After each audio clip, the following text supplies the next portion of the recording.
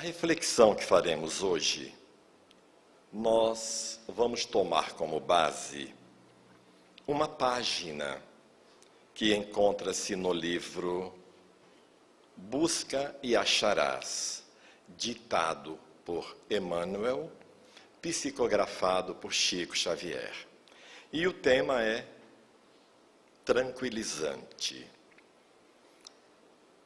Emmanuel inicia o texto da seguinte forma. Ele nos afirma: não são os problemas da vida em si que nos agravam a tensão nervosa. São as questões satélites que nascem de nossas dificuldades em aceitá-los.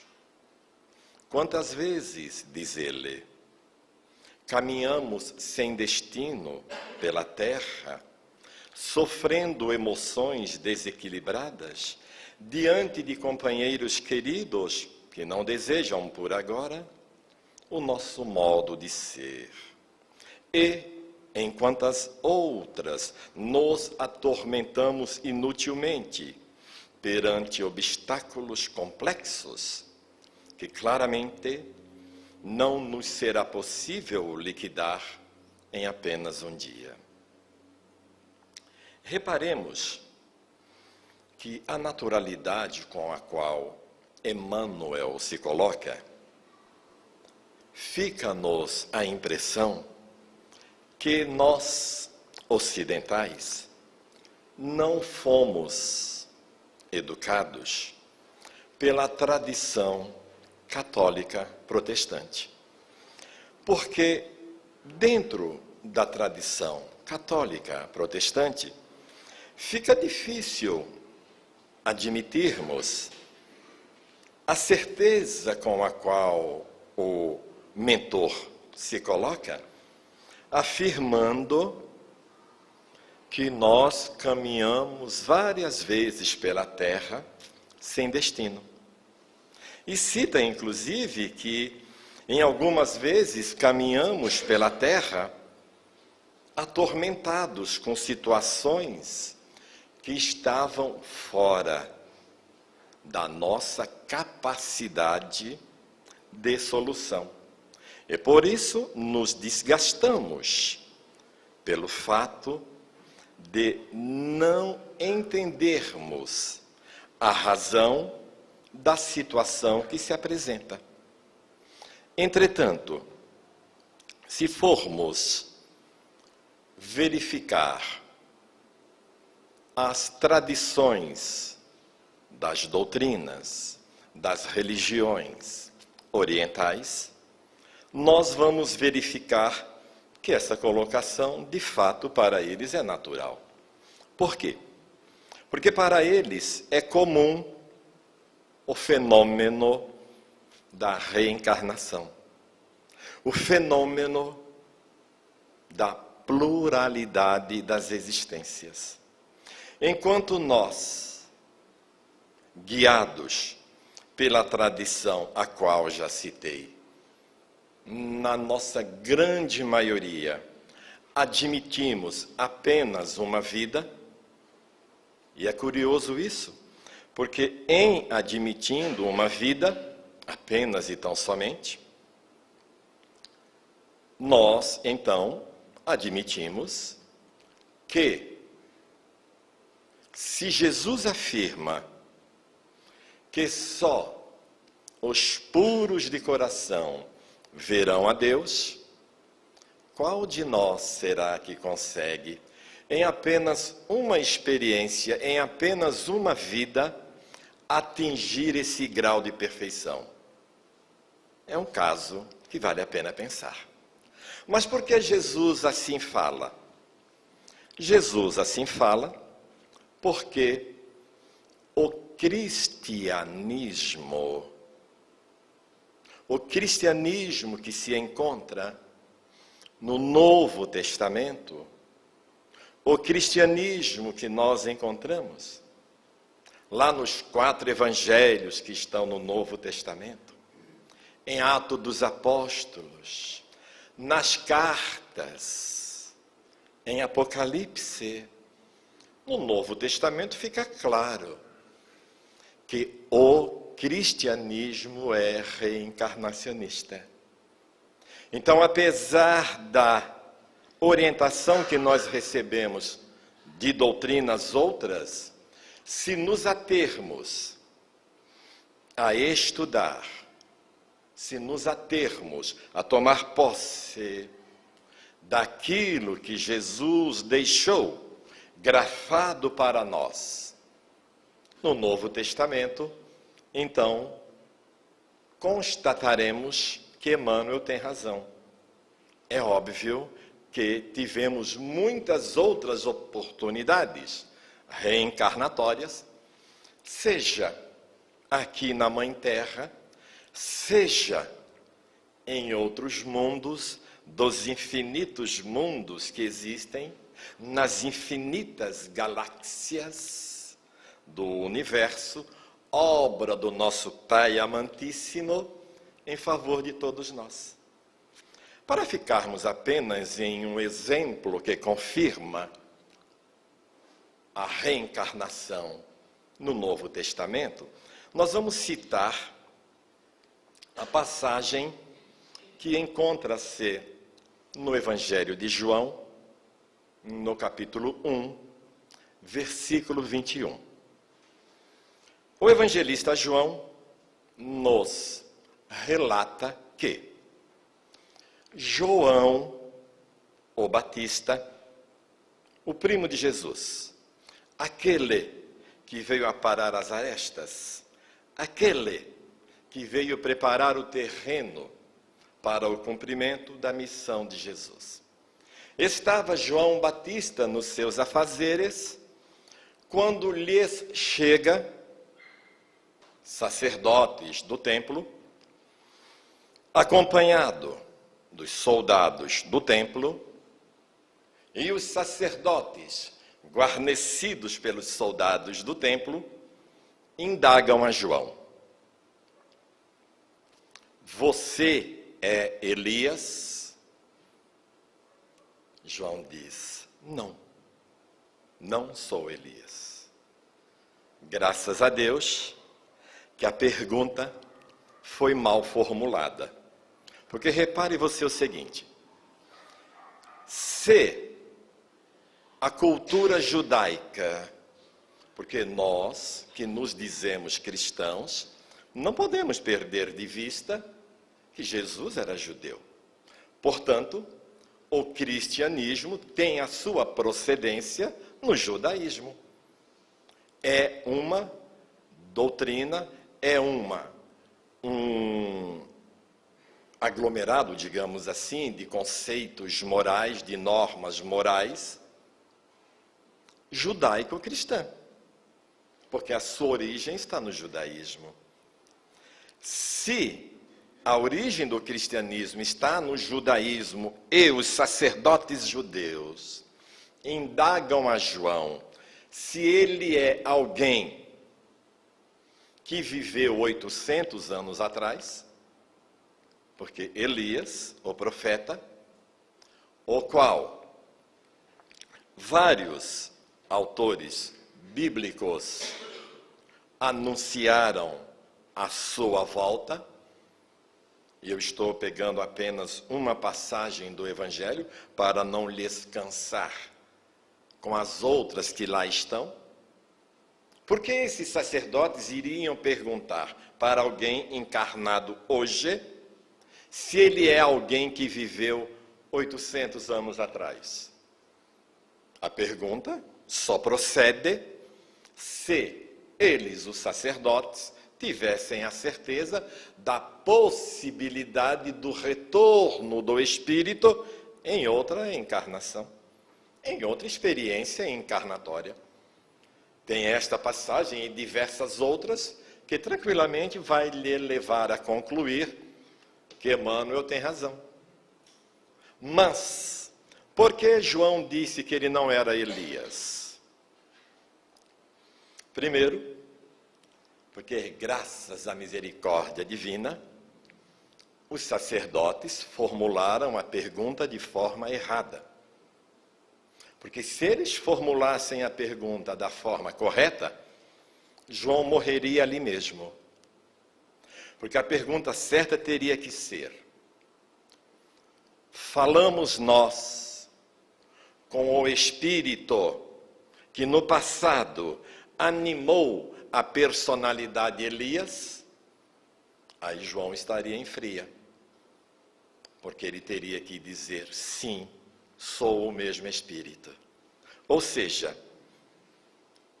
os José que aí estão sentados, as Maria, os Marcos, os Paulos, as Fabianas, não são o que dizem ser. Porque, na verdade, estão vivendo uma experiência com esta personalidade, para que em espírito possa gozar da oportunidade bendita de mais uma vez, estando encarnado, poder resgatar em espírito seus débitos para com a lei. Eu, por exemplo, que vos falo, eu não sou Genival. Eu estou Genival. Mas em espírito, só Deus sabe, nos milhões de anos que estou em espírito a caminhar, quantas outras personalidades não tive a oportunidade de vivenciar. Sabe lá você, nestes milhões de anos de caminhada em espírito, quantas oportunidades teve? E soubemos nós tirar proveito delas? Infelizmente, pelo fato de nos encontrarmos numa morada das infinitas que existem na casa do Pai, nas condições que se encontram a Mãe Terra, deixa claro que não somos flores assim tão cheirosas.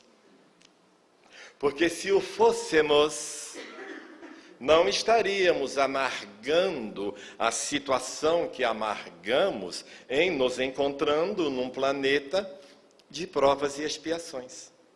É por isso que o mentor nos diz: o problema em si para nós não é tão grave. Muito mais grave são as questões satélites que estão em torno do problema. Vejamos um exemplo. Uma criatura, um de nós, vai ao médico, chega lá, entrega os exames para ele, ele lê os exames e nos diz aquilo que nós não queríamos ouvir. Nós temos aquela moléstia indesejável. Sejamos honestos. A nossa preocupação vai ficar centrada na moléstia? Penso eu que não. Haja visto que a maioria de nós, depois que se refaz do susto, e alguns de nós demoramos se refazer do susto, ficamos a pensar: ai meu Deus, eu já estou com 62. Mas aí eu vou dizer: meu Deus, eu estou tão novo, será que eu tinha que ir embora agora? Então o problema não está na doença, o problema está no fato de não querer ir embora. Mas meu Deus, agora que meus netinhos foram para a escola, queria tanto vê-los. O problema não está na doença, o problema está que eu não vou ver os netos irem para a escola. É isso que ele está dizendo aqui para nós, questões satélites. Nós não nos centramos no problema em si. Porque se nós nos centrássemos no problema em si, iríamos chegar a uma conclusão belíssima. O problema não existe. Porque a doença não existe. Mas como é que a doença não existe? Esclarecemos. Francisco Cândido Xavier, quando estava prestes a fazer o seu retorno à pátria espiritual, de onde nós verdadeiramente somos, de onde é a nossa verdadeira pátria. Quando ele lá estava internado no hospital, e chegavam-lhe as visitas, quantas delas não lhe perguntavam: Chico, como é que você está? E Chico dizia: eu estou ótimo, mas o meu corpo está muito mal. Ou seja, uma coisa é o corpo, outra coisa é o espírito. Isso é invenção de espírita? Isso é invenção de espiritismo? Isso é invenção da ciência espírita? Não. Dá uma chegadinha na Bíblia Sagrada, no capítulo 2, versículo 7 do livro de Gênesis, e você vai encontrar o autor bíblico nos dizendo assim: e Deus juntou o pó, e do pó fez o ser humano. Soprou-lhe nas narinas, e o ser humano passou a ser alma vivente. Até que o Espírito, Filho do Pai amantíssimo, que nos criou, adentrasse a veste carnal que foi criada para nós espíritos permanecermos em evolução.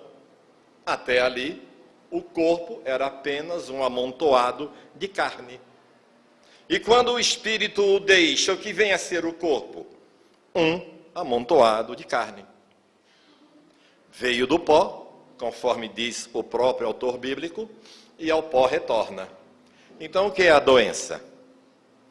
A doença é resultado das mazelas que nós fizemos no passado, e essas mazelas que nós fizemos no passado, elas vão ser expurgadas, elas vão ser tiradas de nós, espiritualmente falando, nos libertaremos das energias deletérias que acumulamos em nós mesmos pelos atos impensados do passado, vão sair por este veículo. Porque este veículo tem como função permitir que nós nos comuniquemos, permitir que nós estejamos em relação com aqueles com os quais nos afinamos e com aqueles com os quais temos débito. E também para termos a oportunidade de nos libertar de energias outras que acumulamos por conta dos atos impensados do passado. É por isso que o autor, o mentor, Emmanuel, nos diz: enfermidades aparecerão sempre no mundo, pedindo tratamento, e não inconformidade para as melhoras precisas. Quanto mais eu me conformo, quanto mais eu lamurio, mais a situação se agrava. A ciência oficial já está a dizer, a ciência oficial, que não tem nada a ver com a ciência espírita, porque a ciência oficial trata da matéria. Em tratando da matéria, já tem homens e mulheres da ciência oficial dizendo que o positivismo, o bom ânimo, a alegria, a disposição no enfrentamento da moléstia é responsável por mais de 50% da cura. É só você dar uma olhadinha no seu círculo social e verificar como são as pessoas que acabam o mundo porque caiu a unhinha de dedo da criatura. E como são aquelas criaturas que recebem uma notícia que nós não queremos receber, e a criatura mesmo assim permanece altiva, animada, disposta. Penso eu que no seu meio social estão presentes esses dois tipos de criaturas. Umas que lamuriam, que vão apenas e tão somente negar a Deus, brigar com Deus, porque tem um entendimento que aquilo é uma injustiça. Todos nós dizemos que Deus é injusto para conosco. Mal sabemos nós que não existe justiça maior do que a dele. Quando nós isto entendermos, não pediríamos mais justiça a ele, pediremos misericórdia. Por quê? Vou lhe dar um exemplo. Uma senhora espírita, trabalhadora de casa espírita, achava que já tinha tapete vermelho, mas já dava passe,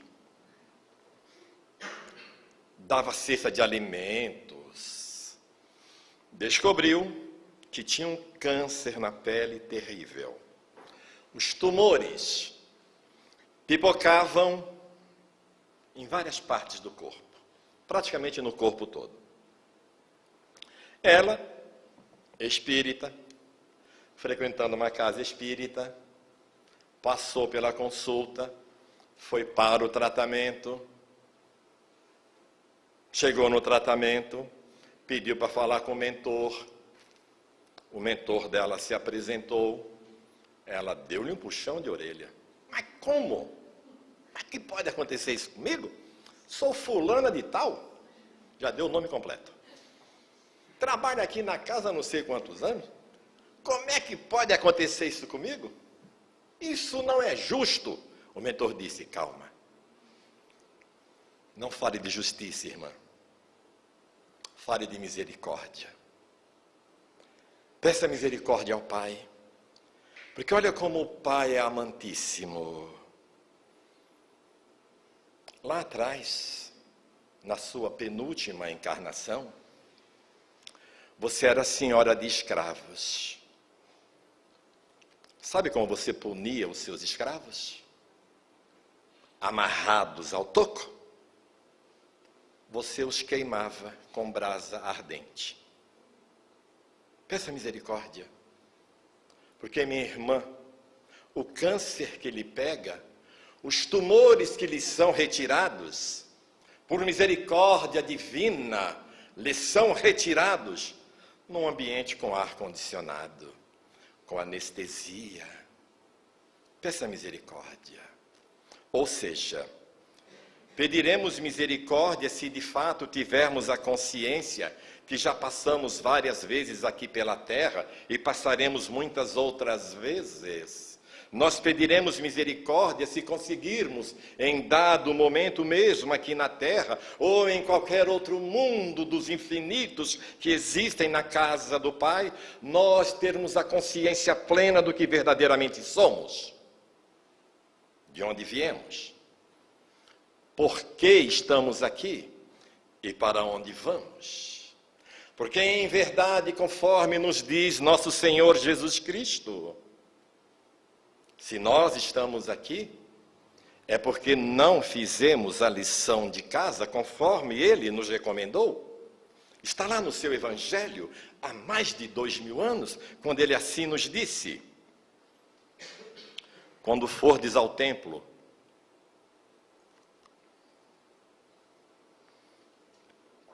levar a tua oferta,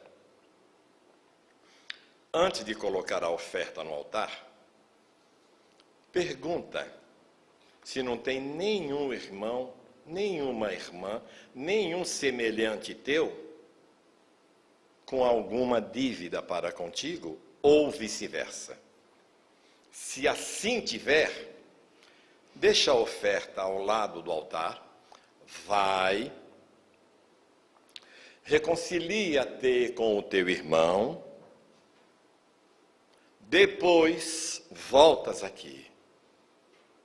Porque se assim não o fizerdes, teu irmão poderá te entregar ao juiz. O juiz poderá te condenar. Em te condenando, poderá te encarcerar. E em te encarcerando, tu lá terás que ficar até pagardes o último ceitil.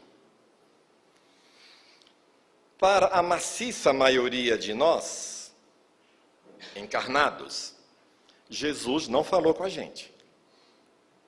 Quer ver um exemplo? Você veio nesta casa de bênçãos, nesta casa de orações hoje, de livre e espontânea vontade, certo? E vai voltar daqui para a sua casa, ou talvez para algum outro compromisso, ou talvez para um lazer, de livre e espontânea vontade, certo? Amanhã você vai despertar, queira Deus que faça uma prece, agradecendo a noite bem dormida, mas vai se levantar e vai fazer o que bem quiser da sua vida e vai para onde quiser, certo? Estou certo. Tá aí. Então não foi conosco que Jesus falou. Realmente não foi. Mas eu vou lhe fazer uma proposta. Eu lhe faço uma proposta. Vamos dar uma chegadinha a Marte? Você é livre, não é livre? Não é? Então vamos a Vênus. Vamos a Alcione. Não? Não vamos? Por que não vamos?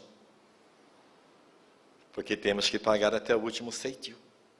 Porque em espírito, e foi para nós espíritos que Jesus fez essa fala, para nós espíritos, se nós já tivéssemos feito o que ele nos pediu que fizéssemos, nós estaríamos hoje na condição de espíritos superiores que viajam no universo imenso, obra do nosso Pai amantíssimo, numa velocidade muito acima da velocidade da luz. Um espírito superior, trabalhador de Jesus, vai de um ponto a outro da galáxia, na velocidade do pensamento. Sabe qual é a distância de um ponto a outro da nossa galáxia? Só 100 mil anos-luz. Somos livres? Ou seja, para nós, espíritos encarnados, a liberdade é relativa.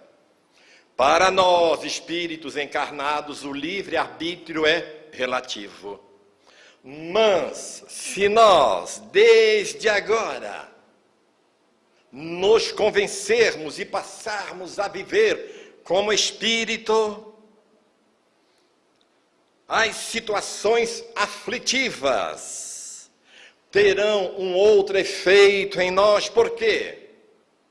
Porque quando nela estivermos envolvidos, nós vamos lançar mão da prece. E em lançando mão da prece, consciente da nossa real natureza espiritual, não teremos dúvida que o Pai irá nos atender. Porque Jesus deixou muito claro no seu Evangelho: tudo aquilo que pedires, mas que pedires de coração, obtereis. Ou seja, se ao invés de nós nos atermos à cura, se ao invés de nós nos atermos à vitória, se nós, por exemplo, quantas criaturas hoje, na sociedade humana, fazemos nós ideia quantas criaturas hoje vivem angustiadas? Temos nós ideia da quantidade de criaturas no planeta que hoje vivem sob o jugo da depressão? Fazemos nós ideia? É imensurável, é um número assustador. E aonde será que está a causa disso? Onde será que se encontra a razão que leva as criaturas a essa situação? Porque verdade seja dita, a angústia, a depressão, as doenças mentais depressivas alcançam tanto a criatura lá nas palafitas, na miséria absoluta, quanto aquelas criaturas que estão em palacetes, dormindo em lençóis de cetim, morando em condições nababescas. Não é fato, não é verdade que em todos os setores da sociedade, em todas as camadas da sociedade, encontramos criaturas com este mal? Tem um economista que diz assim: o mundo consegue fazer com que as criaturas comprem o que não precisam, gastando o que não têm, para agradar os que detestam. Ou seja, fica claro que a grande maioria de nós que envereda por este caminho pelo fato de, ao invés de entrar em preces permanente, de agradecimento ao Pai pelo que tem, fica reclamando pelo que deseja. Em momento algum reconhece o corpo perfeito que por acaso tenha. Dificilmente reconhece a família a qual está instalada. Muito menos agradece ao Pai amantíssimo o prato que lhe matou a fome no almoço do dia de hoje. Mas tem meios, tem por onde, e reclama do Pai pelo fato de não ter aquilo ou aquilo outro, apenas e tão somente na intenção de ostentação. Imagine você quando nós de fato despertarmos e tivermos a consciência de que o bem material não tem outra função que não servir para nós, espíritos, seres imortais, saudáveis em qualquer circunstância. Imagine você quando nós aprendermos a usar os bens materiais que o nosso Pai disponibiliza para nós, quando nós soubermos utilizá-los, inclusive o nosso corpo, como ferramenta para que eu, espírito, possa permanecer dando meu testemunho ao Pai amantíssimo. Sim, Pai amado, eu sei que meu corpo é perecível. Sim, Pai amado, eu sei que meu corpo veio do pó e ao pó retornará. Sim, Pai amado, eu sei que tudo aquilo que meus olhos veem, minha mão toca, hoje estão aqui, mas amanhã não estarão. Porém eu, espírito, estarei, Pai amado, em qualquer circunstância, encarnado ou desencarnado, estarei gozando da oportunidade bendita que sempre me renovas, de estar caminhando para Ti, porque eu sei o quanto me amas, o quanto me esperas, porque se existe uma fatalidade na vida de nós espíritos, a única fatalidade que existe, não existem duas. Nós espíritos, fomos criados pelo nosso Pai amantíssimo, não por outro motivo, para um dia sermos felizes. Querendo nós ou não, com muitos ou com poucos tropeços, amanhã, depois da manhã, daqui a 1000 anos, daqui a 1000 séculos, não importa quando, um dia nós alcançaremos a felicidade, porque o nosso Pai, aquele que nos criou, é amor ao infinito. E é pelo seu amor e pelo seu amor, tendo a paciência de me ouvir até agora, que eu lhe desejo toda a paz do mundo e que Jesus esteja em suas vidas. Muito obrigado.